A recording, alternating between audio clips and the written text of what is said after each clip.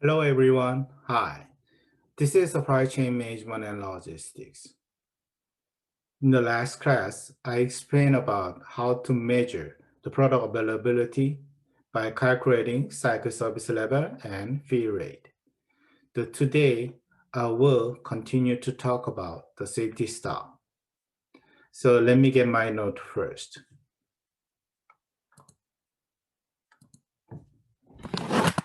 So today, before I move to the next issue, I'm going to get to the process to calculate the fee rate again because I was in a hurry in the last class. So I skipped some of the process to calculate the fee rate. So let me show you the detailed process of calculating the fee rate again. So according to what we learned in the previous class, that is the way we calculate the fee rate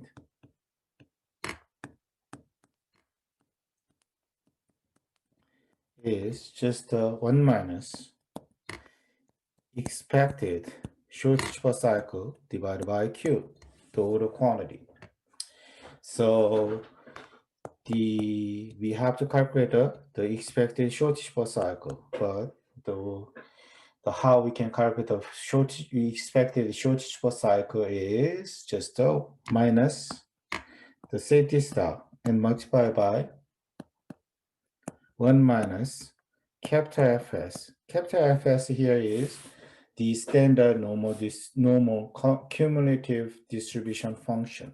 Okay, so of the SS divided by sigma L. Sigma L here is the standard deviation of demand during the due time, and plus the sigma L again, and then multiply by small fs. Small fs here is the standard normal density function of the safety stock divided by sigma L.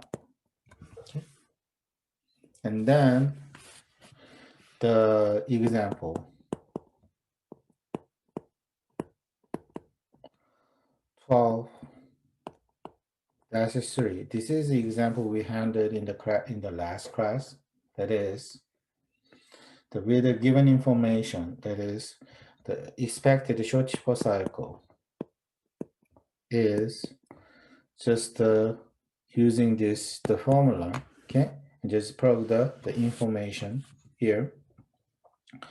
Minus safety stock was 1,000 and multiply by 1 minus the capital Fs of the 1,000 divided by the standard deviation of demand during the due time was 707 and close the bracket. And the sigma L is a 707 again, and multiply by small fs of 1,000. Sorry.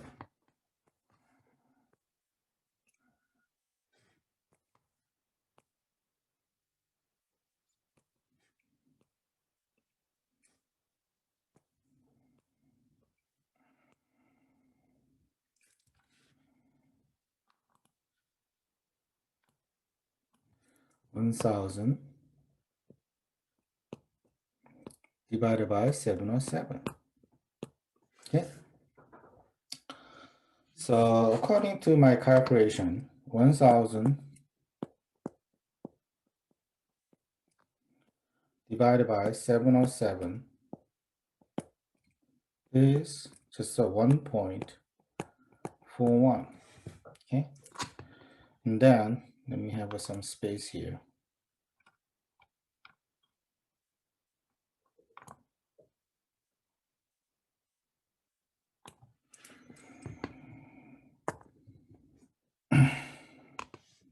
What about the standard normal cumulative distribution of 1.41? Here I'm talking about this inside of this one in the process of calculating expected shortage per cycle. That is, what is this? This is a standard normal distribution. So in fact, because this is a cumulative distribution function, so what the exact meaning here is just let's say G following the standard normal distribution that is less than equal to 1.41.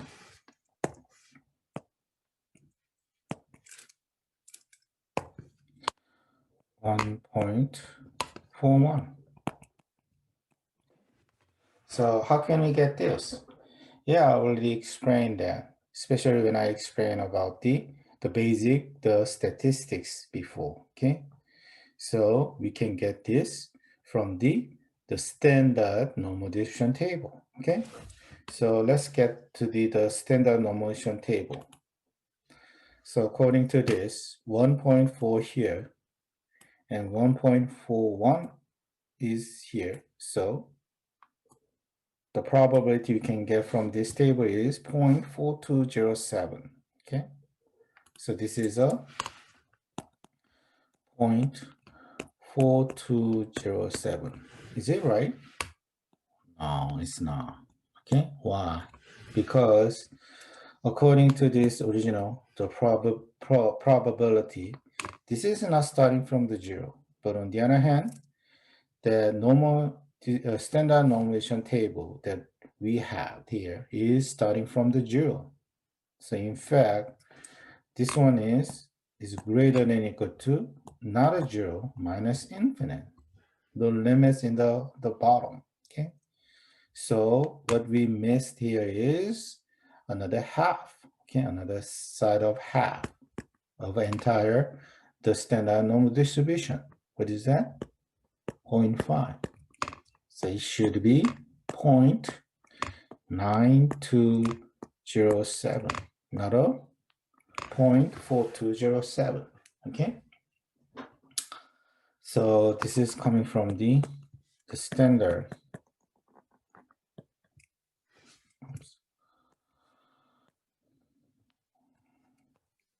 Standard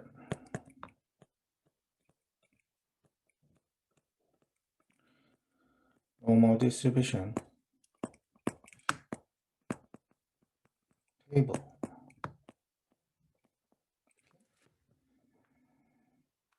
And I need more space here.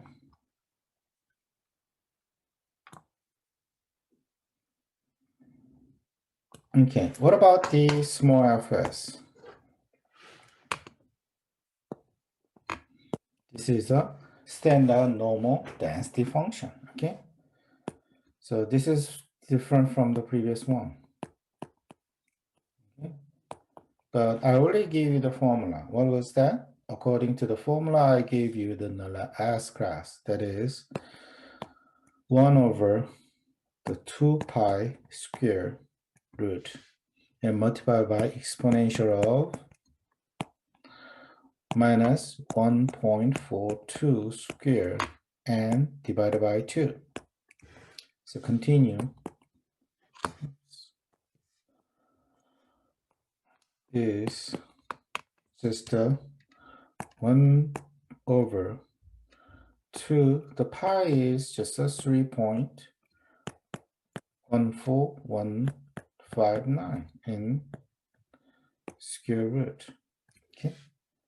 And then multiply by the exponential. Even though you don't have a function of this exponential in your electronic calculator, but still you can use exponential constant 2.7183, the minus 0.99405 power. Okay. So if you calculate that, that is 0.3989, and then multiply by 0.37. So after all, that is 0.1476. Okay.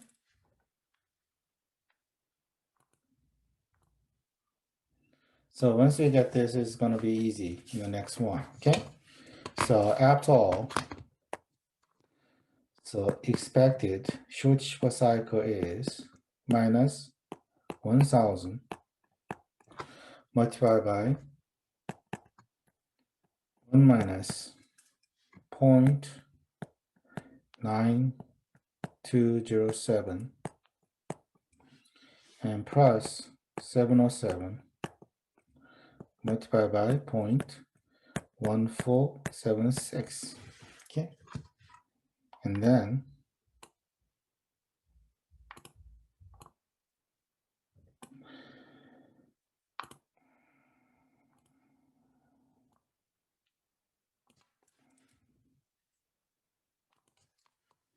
that is minus 80 approximately plus 104.42, that is 24.42, okay? So after that, all you have to do is just the fee rate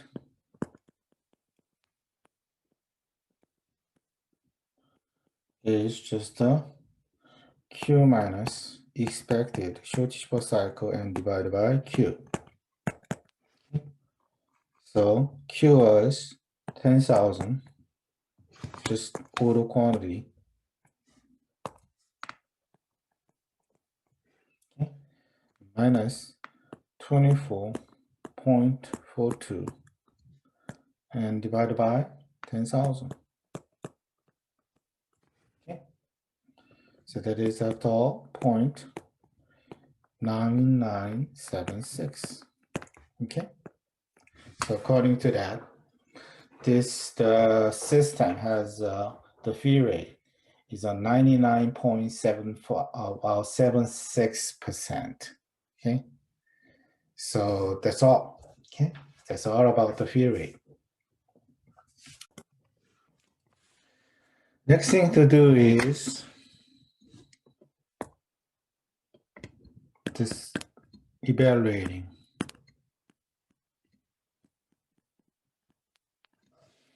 the safety, the inventory,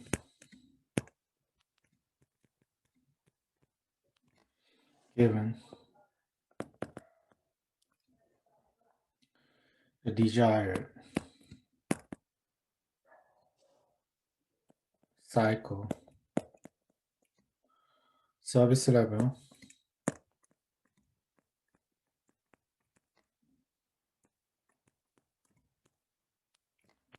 or fee rate. Okay. The thing is that so far I explained how to calculate the cycle service level and fee rate based on a certain amount of safety stock. However, when we actually design the inventory control system, the way we make a decision is we try to decide it amount of safety stock given a certain targeted the product availability given by either the service level, cycle service level, or fee rate. In other words, for example, let's say the way you design an inventory control system, that is, you first set a targeted the cycle service level or fee rate, such as the 95% of a cycle service level. Based on that, you decided how much the safety stock you have to put in your warehouse. That's the way it is, the designing the inventory control system. Okay. So first, let's find out how to evaluate.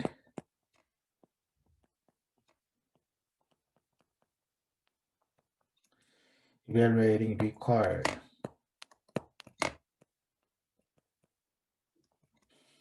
The safety inventory.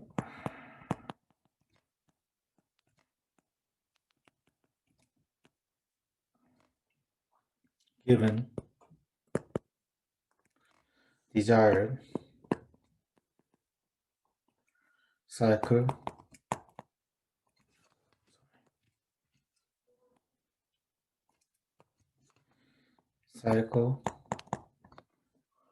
service level.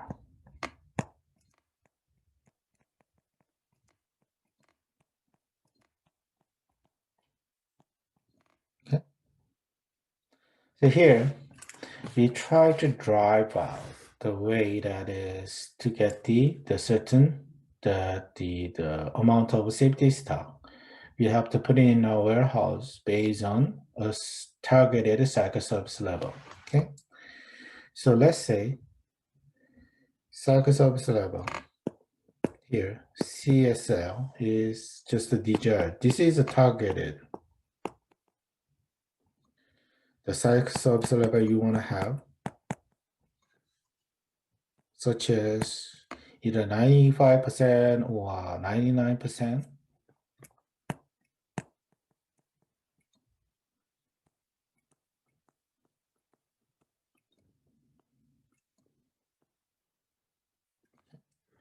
And then the DL is the demand, mean demand,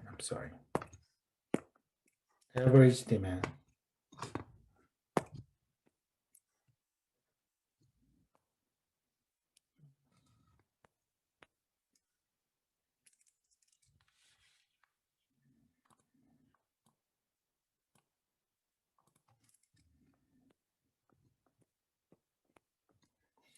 Mean demand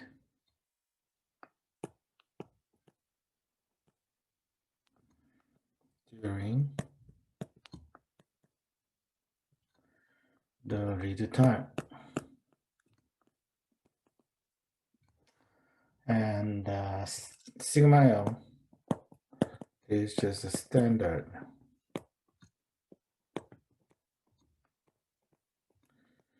deviation of demand during the lead time. Then, when we have a space here,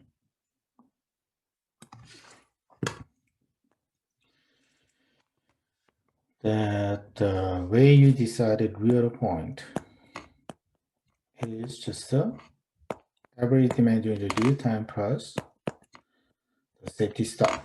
Okay.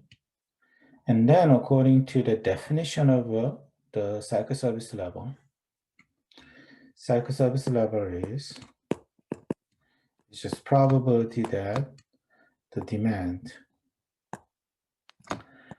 during the lead time is less than or equal to real point. So real point is the average demand during the lead time plus the safety stock. Okay. And of course, here is that demand during the lead time is a random variable following the normal distribution with mean is the average demand during the lead time, and the standard deviation is sigma L. So variance is sigma L square. Sorry about this.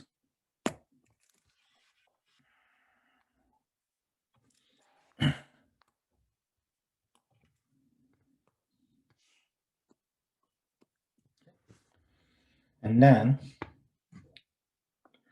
again, the probability we can use that what cumulative the probability distribution as we learned before. That is, let's say F, the capital F, and here's the inside of you have to describe the DL plus SS, the real point, and also here.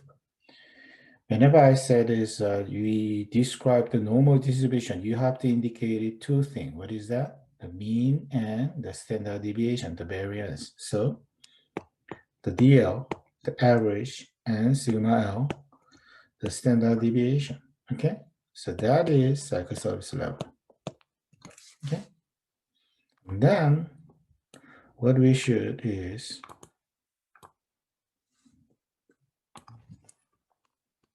so this is I can say that this is the cumulative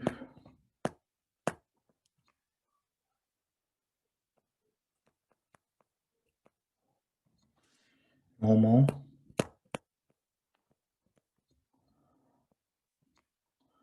distribution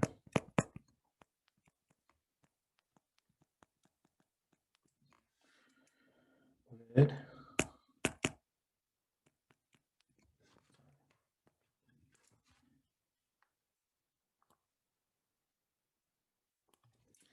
with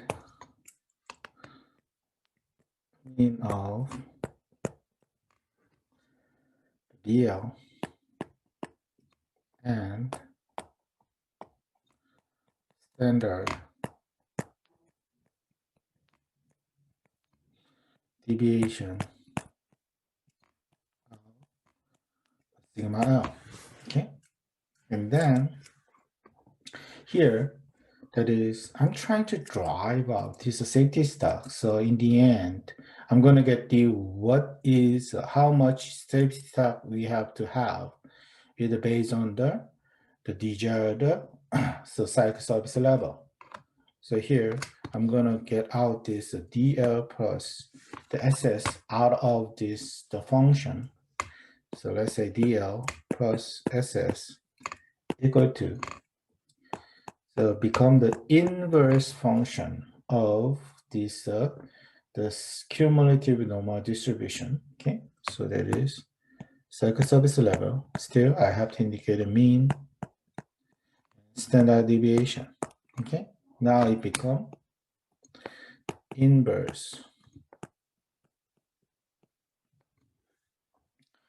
the distribution.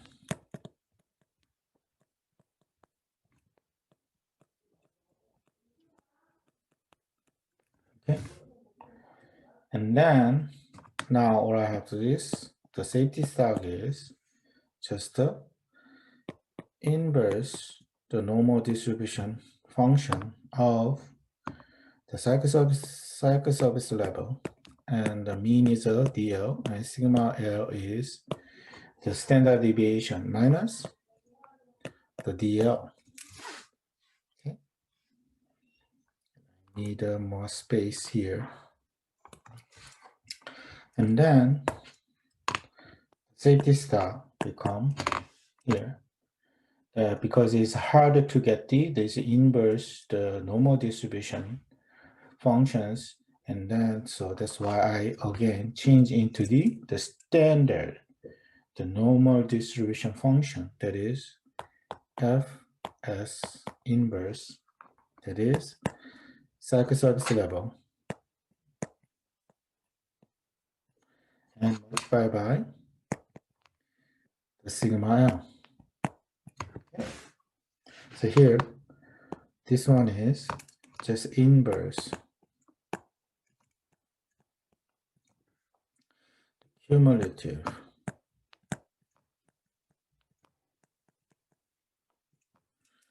standard, not just the normal, standard normal distribution function.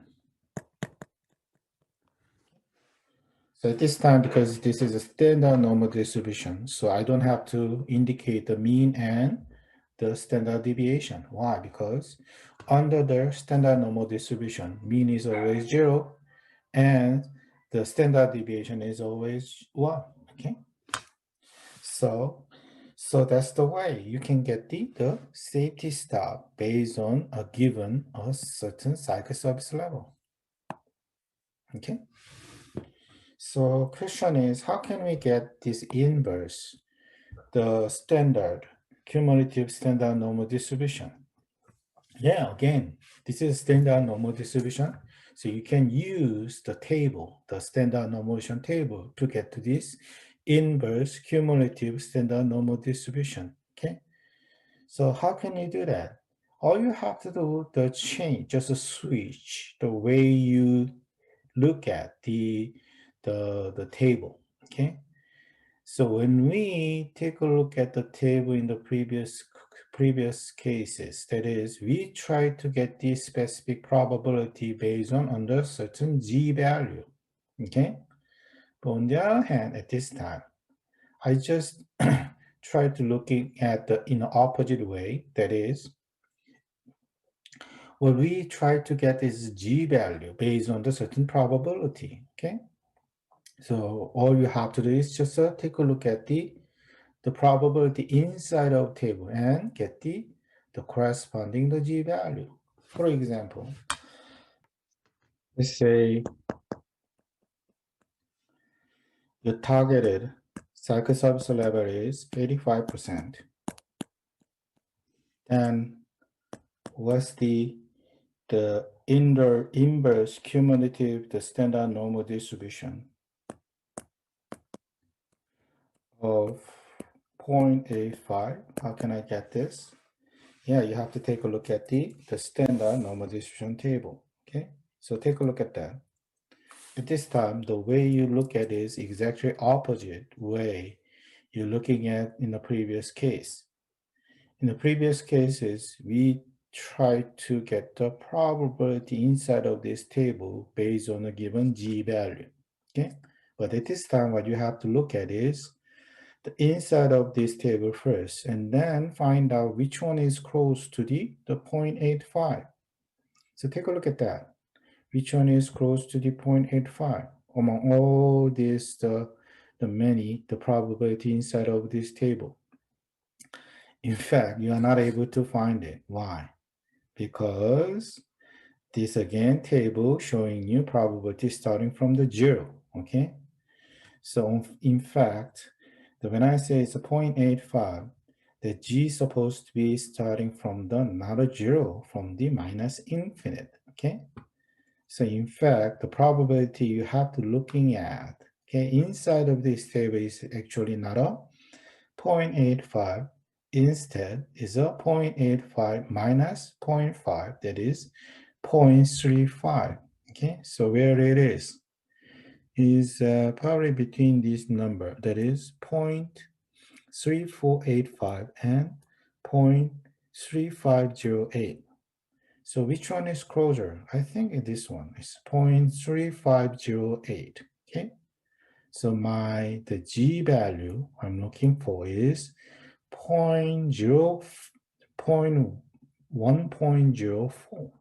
Okay, so again, that is 1.04. Okay, so that way I can get the inverse cumulative standard normal distribution probability. Okay, so this is coming from the standard normal distribution table. Okay. Now next, it's about the fill rate. So based on the targeted fill rate, how can I calculate the proper amount of safety stock? Okay, so this is about the number 2, the evaluating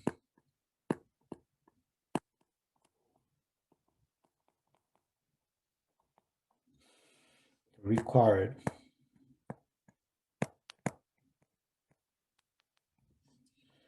safety inventory given desired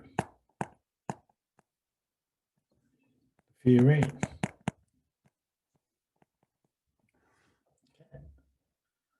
So here's that, according to what we learned from the previous class, that is, the fill rate is 1 minus expected shortage per cycle divided by Q. Okay.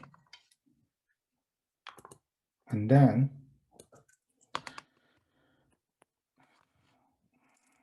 All right.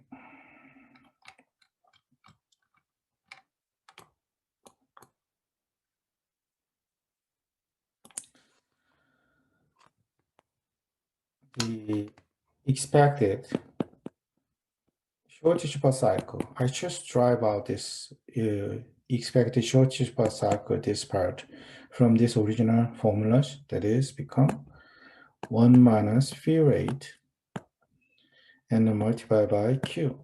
Okay. Then also from the previous class, we learned the way we calculate the expected shortage per cycle is minus safety stock and multiply by 1 minus capital Fs SS divided by sigma L plus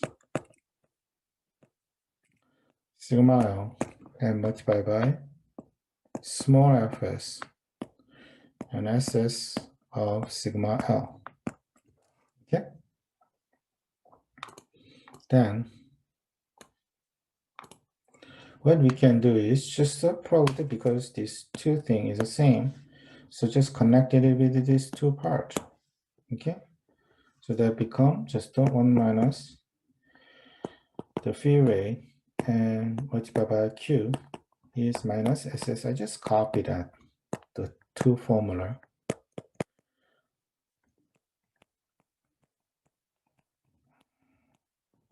Plus sigma L multiplied by small s, SS, and sigma L. Okay.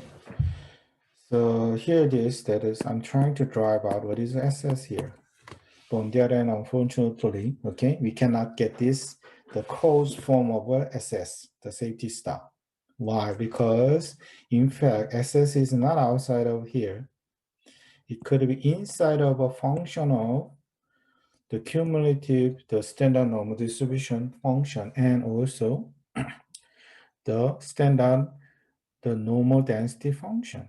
So it's not is almost is impossible to get the closed form of this one. Okay. So what shall we do? In fact, it's not easy to get the safety stock under the desired feed rate. But that does not mean that we are not able to get this. Okay. There is such an algorithm to calculate this kind of equation. That is such as a line searching method. On the other hand, I'm not going to get in the detail about that because you need to know about this some of the strong the mathematical background to understand the line searching method. But anyhow, we are able to calculate this safety stock with given some numbers, okay, with this equation, okay. But on the other hand, just by have a simple calculation, you are not able to get this. You need to at least computer software, okay, to get this safety stock. So here I just saying that is solve this problem to obtain to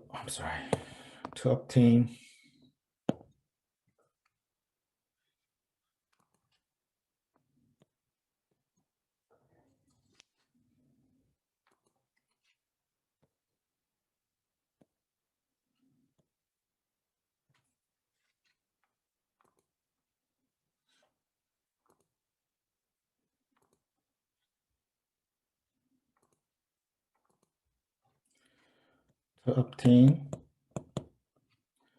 the safety stock with the given FR, the feed rate. Okay, so that's all I can say. That means what? It's a kind of unlikely that you will have this kind of questions on the exam. Okay, but anyhow, it doesn't mean, as I said, it doesn't mean that you are not able to get the safety stock amount based on the given the feed rate. You can calculate, you can obtain that answer by using computer software, but just the matter is just it's gonna take them more than just a simple calculations. Okay. Now, next thing to do is just try to find out what's the impact of supply uncertainty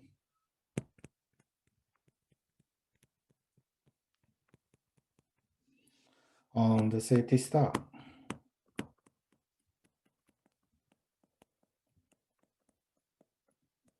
So far, I just assumes that the uncertainty exists only the demand, okay? But on the other hand, it's obvious that we may have the uncertainty even in the supply side. The good example is the lead time, okay? So far, we just assumes that lead time is a fixed. If it's a 2 weeks, just a 2 weeks every time. If it's a 1 week, it's a 1 weeks every time, okay? But on the other hand, okay, for example, let's say you try to order some product through the internet shopping mall. It will take either the 1 or 2 days to receive that ordered product from the internet shopping mall once you place orders, okay? But on the other hand, thing is that is sometimes it could take the 1 day, or sometimes you have to wait for 2 or 3 days to receive the ordered product. So it's a kind of obvious that you will have the uncertainty in the lead time. So here's the question is the how much the safety stock we need to have, okay, in case we have uncertainty in the lead time, not only the uncertainty in the demand side, okay? So here that assumes that lead time is uncertain.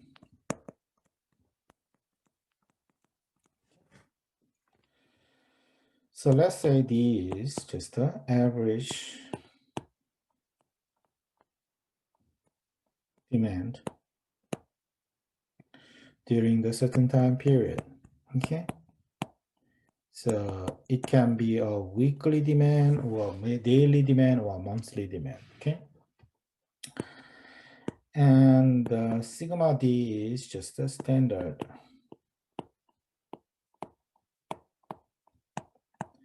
deviation of the demand during a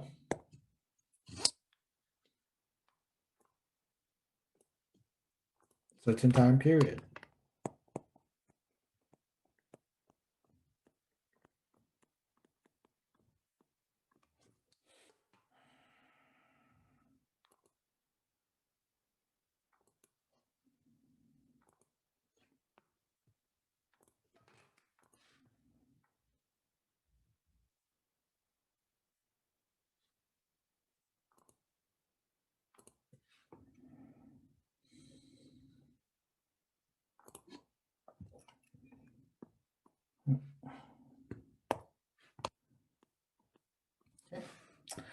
And then what happened to the L is just the, this time is not a fixed, okay? This is not a fixed number, okay? This is the average,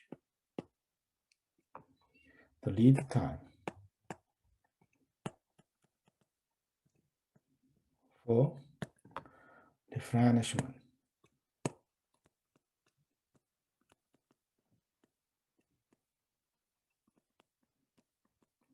Because now we assume that lead time is uncertain, so only way we can describe the lead time is by using the mean and the standard deviation. You are not able to set the fixed the value of lead time at this time. The lead time itself is a random variable, okay? And then SL is just a standard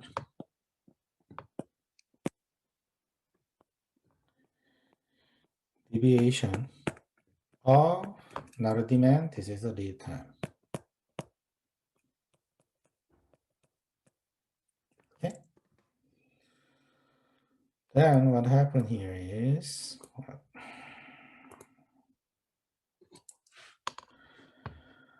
the DL the average demand during the due time is still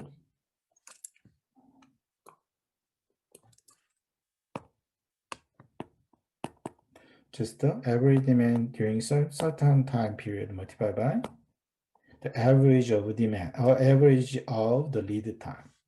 And then what about the, sorry, this just keep happening. That is, what about the sigma L? The standard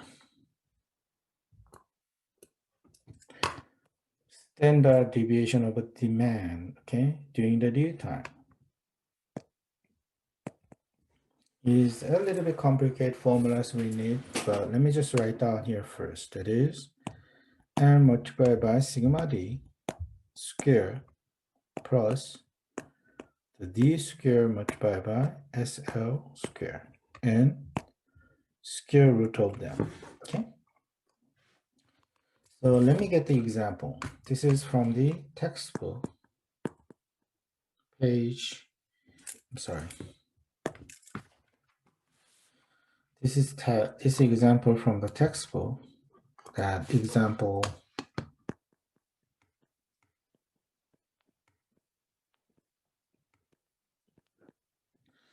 the 12-7 textbook page 340. Okay.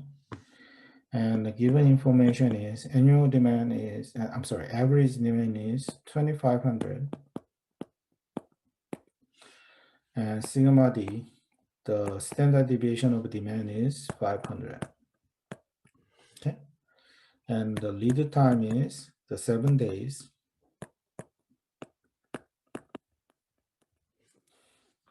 And average lead time and the standard deviation of a lead time during the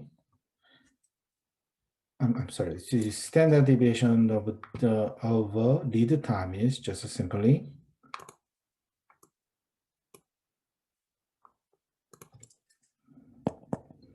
is just a 7. And then what happened here is the average demand during the lead time is just a D multiplied by L.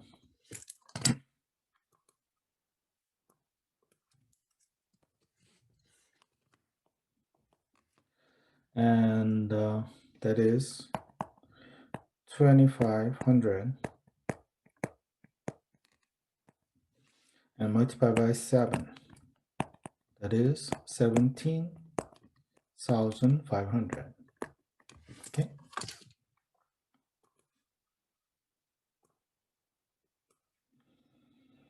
Then next, what about sigma L? Standard deviation of demand during the due time. That is according to the formula. That is L multiplied by sigma D square plus D square SL square and then square root of them. Okay. So if you plug the numbers, that is 7 multiplied by 500 square plus 2500 square multiplied by 7 square. Okay. And then square root of them. So if you calculate that, that is become 17,550. So when you take a look at that, is a sigma L. Okay, whether this case is where the due time is uncertain, then in fact the originally the way you calculate the safety stock was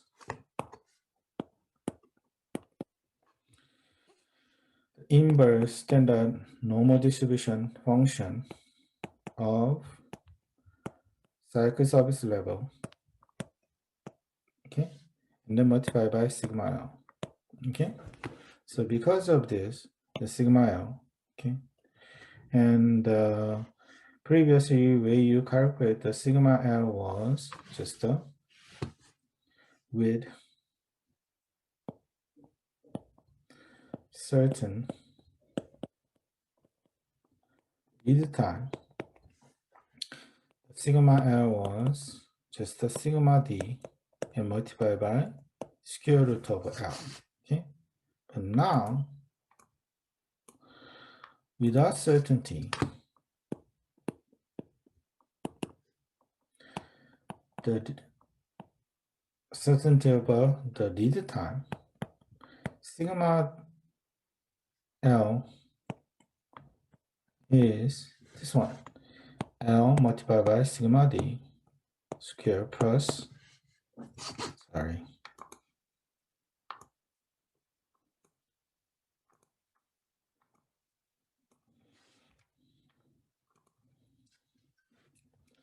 L multiplied by sigma D square and plus D square multiplied by SL square. So you can easily imagine that if you compare these two, okay, which one would be bigger? This one, okay? So that's why if you plug that this one, original, the formulas to calculate the safety stock, that means when the lead time is uncertain, you need to have a more safety stock than the case that with a certain the lead time, okay?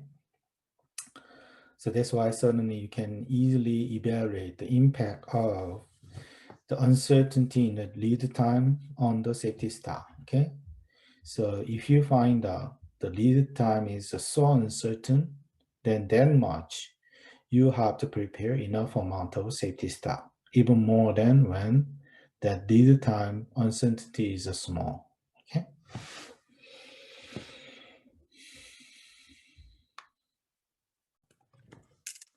Now next, even though we didn't finish about this safety stock, but still here I'm trying to make a conclusion about what we learned so far, okay? So let's go back to the original question we tried to answer, okay? As I said in the first phrases when I talk about the safety stock, the most important question we try to answer is, well, how can we maintain a good product availability, but at the same time to reduce the safety stock, okay? But on the other hand, it's obvious there's a certain trade-off between the product availability and amount of safety stock. In other words, if you wanted to have a good level of product availability, then you should have enough amount of safety stock. But on the other hand, if you try to reduce the safety stock in order to reduce the inventory holding costs, probably you have to sacrifice the product availability. Why? Because that much you don't have enough amount of safety stock to uphold the good level of product availability. Okay, but still we pursuing that is how can we find out that is the way we can the minimize amount of safety stock, but at the same time, we try to have a good product availability, okay? So probably the simple equation we already have is the give you a good idea. That is, according to the continuous review system, okay? The way you get this, the safety stock is this one. Safety stock is just the inverse standard normal distribution function of cycle service level and multiply by sigma L. Continue. This sigma L is indicated by the sigma D and multiply by square root of L. Okay.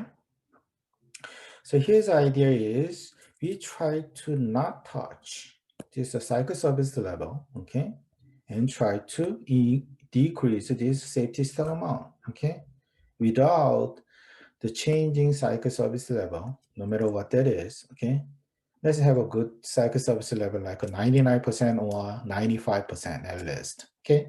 Then you try maintain this good product availability, that is cycle service level, okay? But still we try not to increase the safety stock. So how can we do that?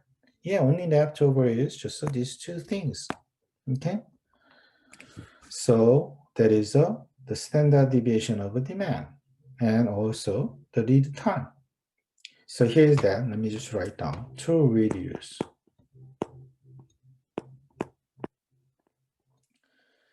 the safety stock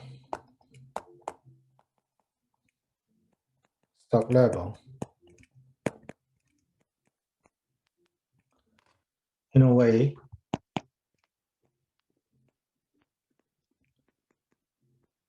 that does not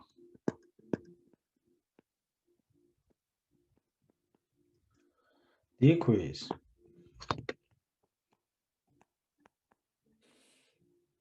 the product availability.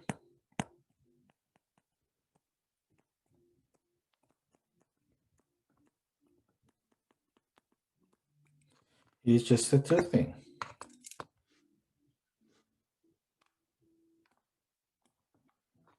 What is it? The first, number one, is try to reduce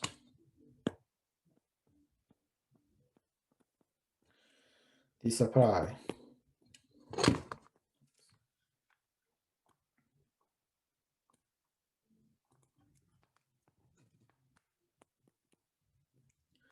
Suppliers lead time is L in the formula.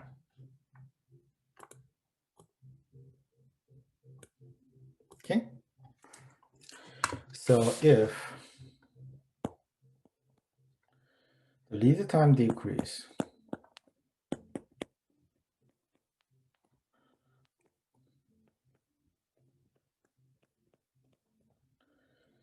by a factor of K, if you decrease the lead time by the K amount, then what happens is required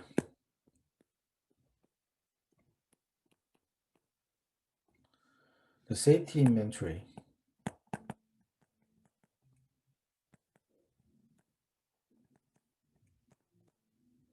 decrease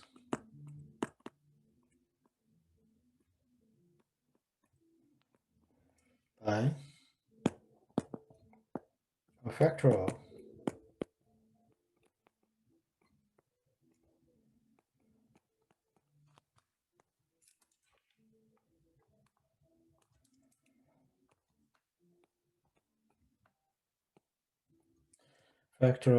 how much?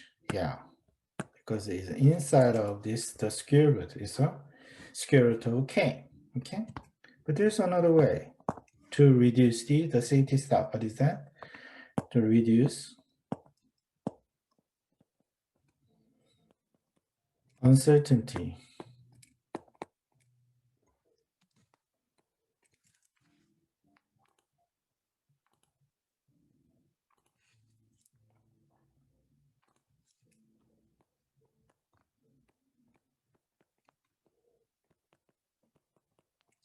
of a demand.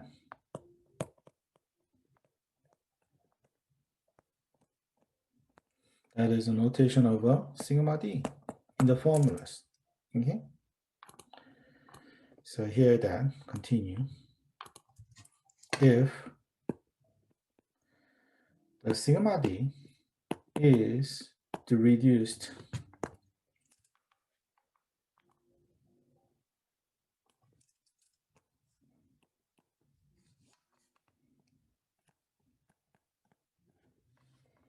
by a factor of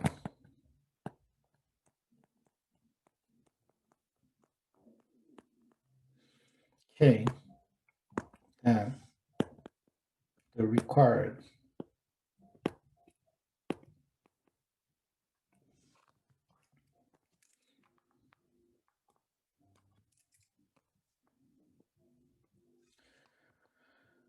the required safety.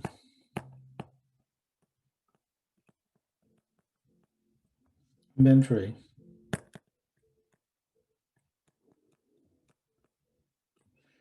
Also reduced, decreased by a factor of k.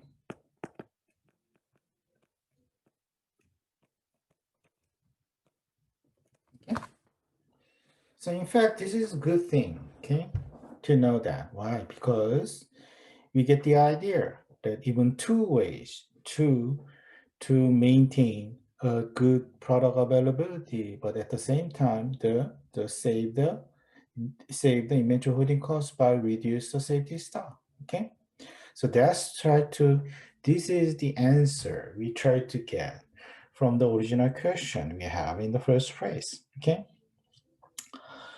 but on the other hand, let me ask you this. Okay, there's a two-way, as I said. Okay, two-way to reduce the safety stock, but still maintain a good product availability. But on the other hand, these are two things under your control. What about the L, the lead time?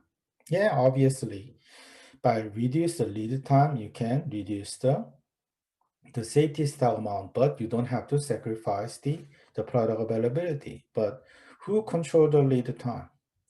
Yeah, it's not you. It's not as a buyer. You're not control the lead time. In fact, the lead time is solely controllable by the supplier. Okay. So in fact, this one is not your control. Okay, and not under your control. It's the supplier's control. Okay. Okay. And what about second one? What about the demand? Yeah, again, demand is just given to you. You're a seller this time. It's a position of a seller. Okay, your customer decided how much product they will, especially that how much they may have changes over the time. Okay, their demand. So in fact, this is not even under your control. It's a control under the control of the customer. Okay. The thing is, what should we do?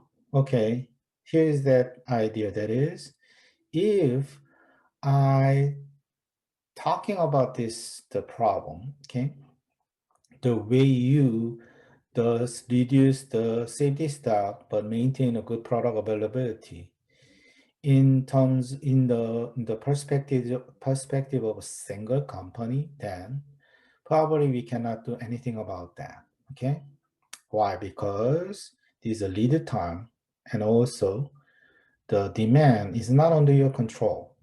Okay, on the other hand, here we are talking about what? The supply chain management.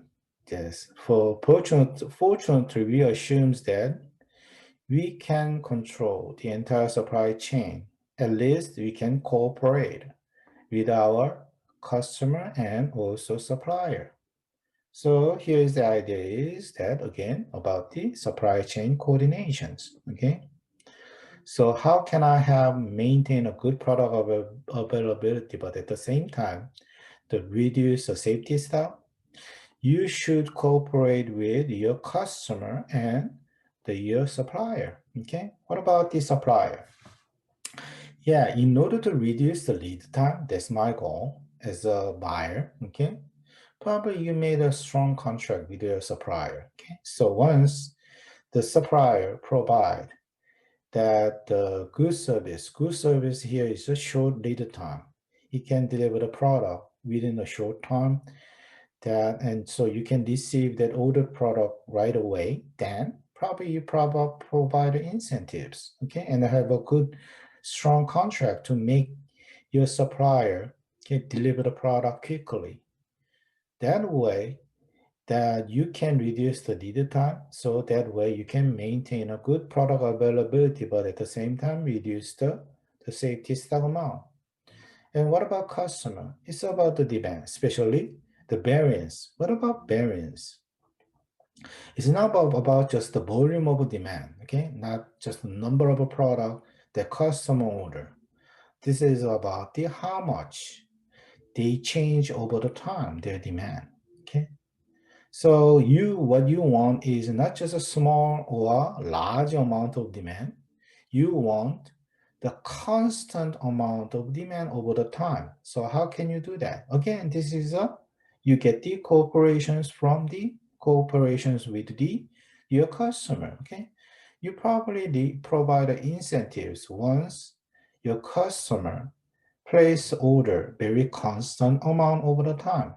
That way I can maintain a low level of the demand variance. That way I can reduce the safety stock but still maintain a good product availability. Okay.